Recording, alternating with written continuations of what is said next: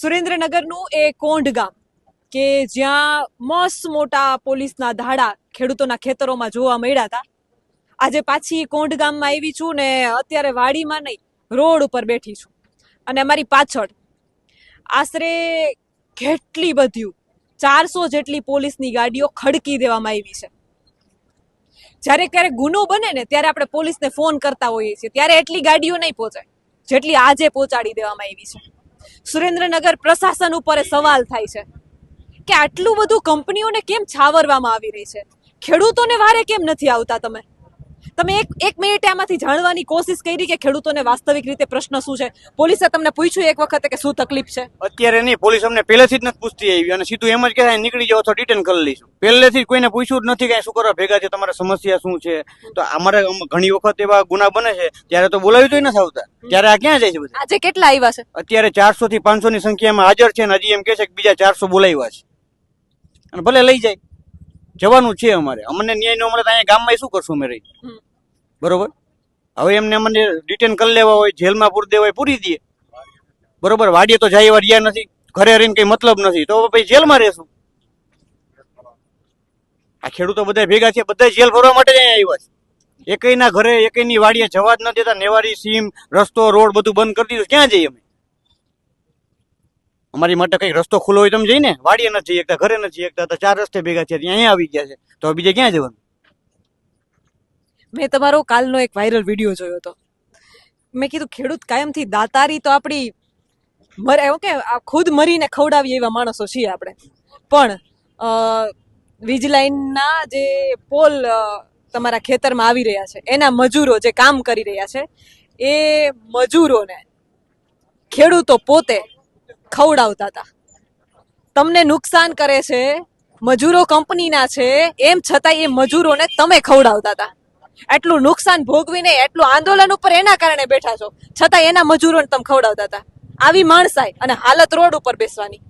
એના વિશે તમને કહું, હવે અમારે આશરે પડ્યા છે, અમારે અહીંયા સાયો છે, લીમડા છે, ડેલો છે, તો એ લોકો બીજા બિચારા કે અમે 500 રૂપિયાના મજૂરી કરવા વાળા માણસો છીએ, અમે ક્યાં કંપની અમારે લેના દેના. હવે મજૂર આવીને અમારે લડી શું કરવાનું?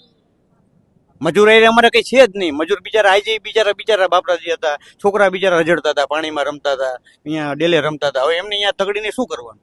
એ તો બિચારા નિરાધાર છે, કે અમને 500 રૂપિયા દાડી દઈ દે અમે વયા જઈશું. બરોબર, તમે કહેતા ન કરી, બિચારા તો વયા જાય.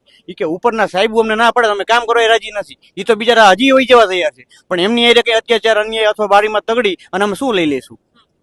એટલે એમને કાઢીને કઈ મતલબ રહેતો નથી બેન. એટલે કીધું ખાઓ પીવો, પાણી દઈ છે, અહીંયા જમાડી દઈ છે, ડેલે છાંયો હોય બેસવા દઈ છે, કારણ કે એમની એરિયા અમારે કઈ લેના દેના જ ન હોય મેડમ. એમને એરિયા શું કરી લઈએ? આજનું શું આયોજન છે? કેટલા ખેડૂતો આશરે એકત્રિત થયા છે?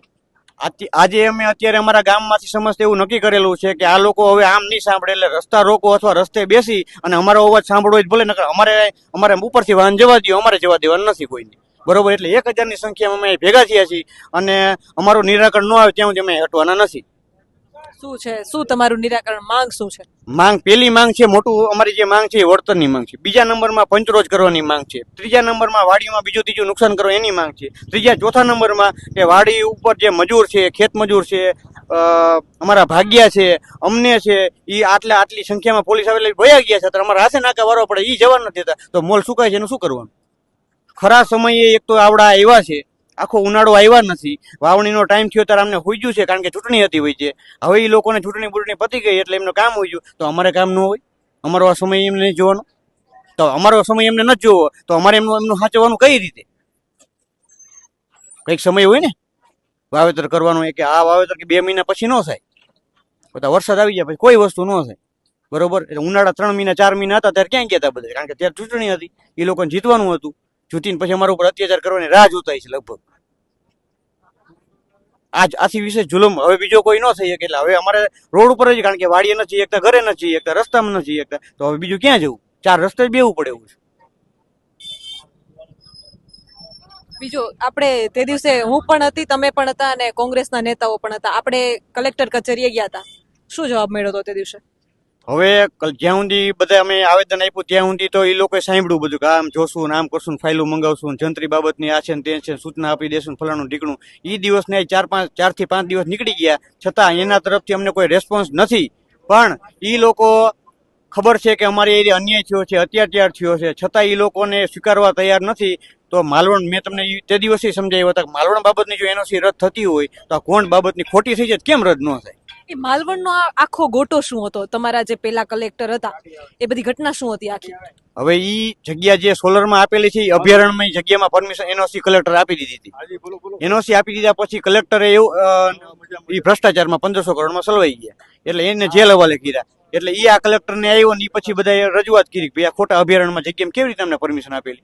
એટલે પછી બધું અહીંયાનો તંત્ર જાગ્યું, અહીંયાના ગામ લોકો જાગ્યા, બધા આંદોલન કર્યું, રોડ રસ્તા રોક્યા. એટલે બધાએ કીધું કે ભાઈ આપણે એરિયા અન્યાય થયો છે એટલે બધા કલેક્ટર ઓફિસ ગયા. પછી તપાસ થઈ તો ખબર પડી કે ભાઈ આ ભ્રષ્ટાચારી આવી રીતના પૈસા ખાઈ અને આમનું મંજૂરી આપેલી, એનઓસી આપેલી છે.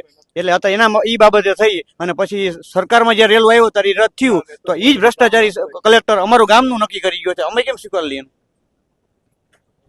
કારણ કે એમાં શું મળતિયાના હાથ હતા એટલે સેટિંગ થઈ ગયું હતું, પણ પબ્લિક જાગૃત થઈ એટલે કેન્સલ થયું. અમારા ગામમાં હજી સેટિંગ થઈ ગયું હતું, ઈ જ કલેક્ટર હતો તો અમારા ગામમાં હવે અમે જાગૃત નહીં થઈ કારણ કે આ લોકલ નેતાની કોઈ તૈયારી નથી. અમારી તો તૈયારી પૂર્ણ 100% છે.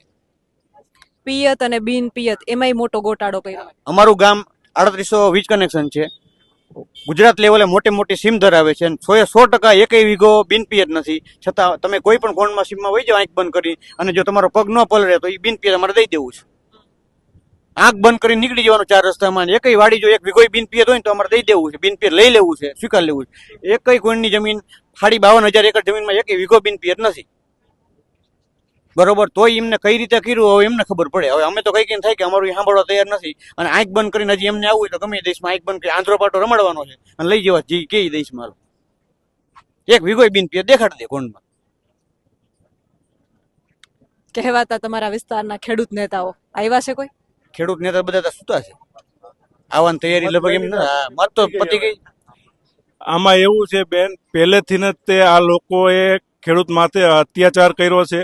અમારી આ કોણ ગામ જે ઋત્વો જમીનનો ધરાવે છે એ ગુજરાતમાં અમારું કોઈન્ટ સૌથી મોટું છે.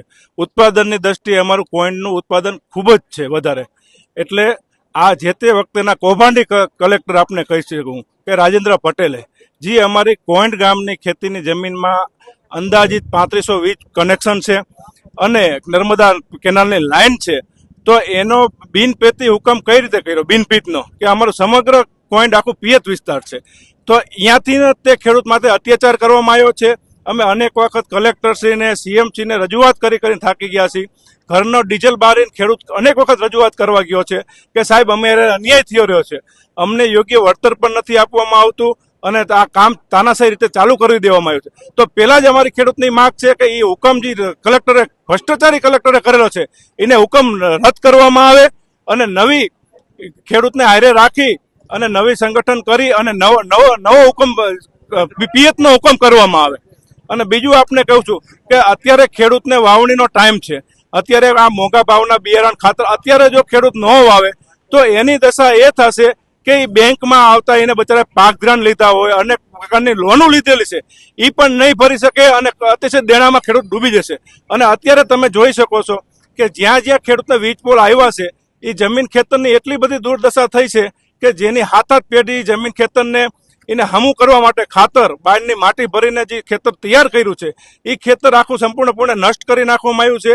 એમાં એ ખેતરમાં કોઈ જાતનું વચ્ચે થાંભલો આવ્યો છે તો બે બાજુ પાણીનો ઢાર હોય તો એક બાજુ પાણી હાલે એવું નથી. એટલે એ અમુકે તો મગફળીના બિયારણ વાવી દીધા છે